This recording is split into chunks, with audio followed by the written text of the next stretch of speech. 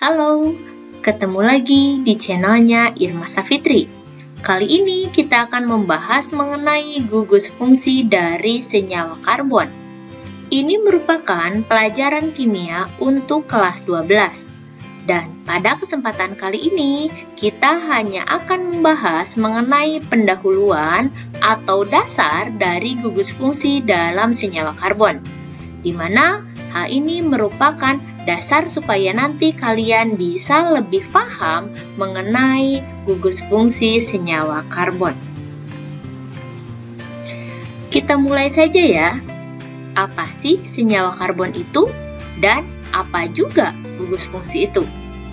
Saya ingatkan kembali di sini kalau senyawa karbon adalah senyawa yang hanya tersusun dari unsur karbon atau C dan juga unsur hidrogen atau H. Sedangkan gugus fungsi merupakan bagian aktif dari senyawa karbon yang nantinya akan bisa menentukan sifat-sifat senyawa karbon tersebut.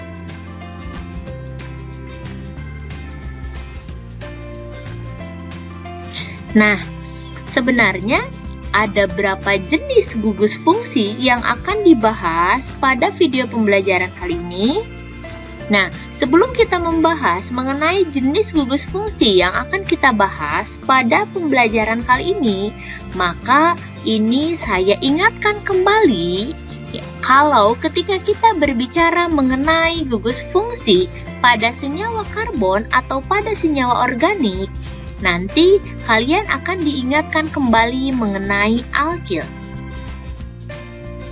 Di mana alkil adalah alkana yang kehilangan satu atom H.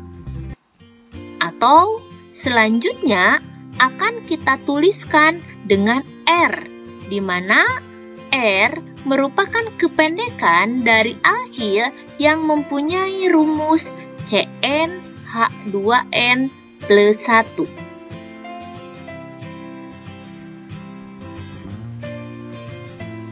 Nah, sekarang kita akan bahas mengenai jenis-jenis gugus fungsi pada pertemuan kali ini. Yang pertama, ada gugus fungsi X. Ya, X di sini merupakan lambang dari golongan halogen. Golongan halogen yang terdiri dari F, Cl, Br, I, dan At. Di mana untuk rumus umumnya adalah Rx. Dengan nama IUPAC, halo alkana, dan nama trivialnya adalah alkil halida. Yang kedua, ada gugus fungsi OH dalam ROH.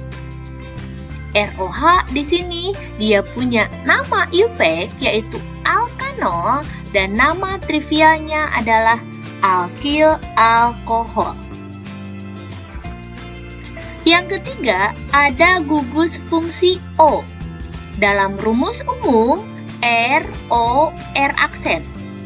Kenapa di sini pakai R aksen? Di sini untuk menandakan kalau R yang pertama dan R yang kedua tidak selalu sama.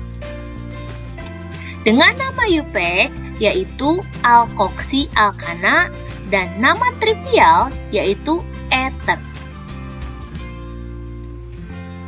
Yang keempat, ada gugus COH. Dalam rumus umumnya adalah RCHO, di mana nama IUPAC-nya adalah alkanal dan nama trivialnya adalah aldehid. Yang kelima, ada gugus CO dalam RCOR aksen.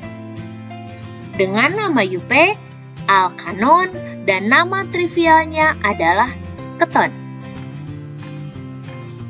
Yang keenam, ada COOH dalam RCOOH dengan nama IUPAC asam alkanoat dan nama trivial asam karboksilat. Dan yang terakhir atau yang ketujuh ada RCOO.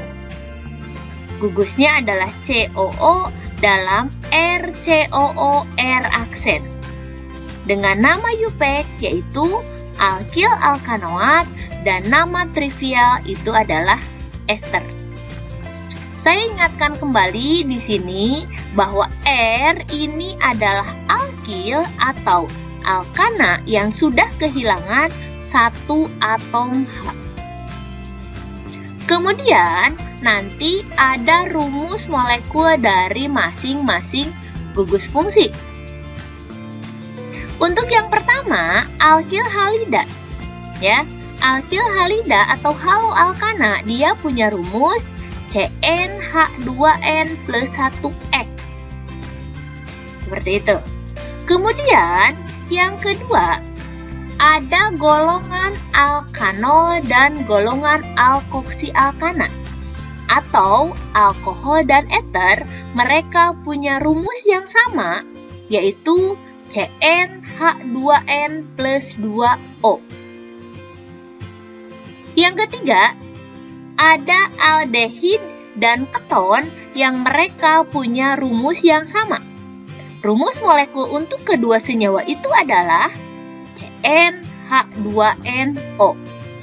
Dan yang keempat, ada rumus molekul untuk senyawa asam karboksilat dan ester. Mereka punya rumus molekul yang sama, yaitu CnH2nO2. Untuk keenam senyawa ini, mereka punya kesamaan. Kesamaannya adalah untuk alkohol dan eter, di sini mereka adalah isomer fungsi. Sedangkan aldehid dan keton, mereka juga saling berisomer fungsi. Dan yang ketiga yaitu asam karboksilat dan ester, mereka juga saling berisomer fungsi.